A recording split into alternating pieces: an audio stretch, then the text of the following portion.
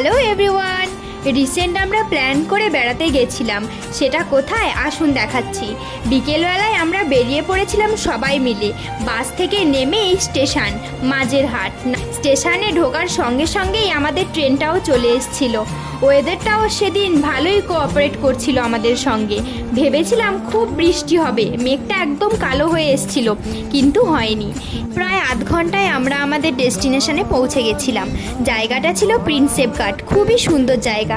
কিছু কিছু জিনিস ছিল সত্যি খুবই ভালো লাগছিল।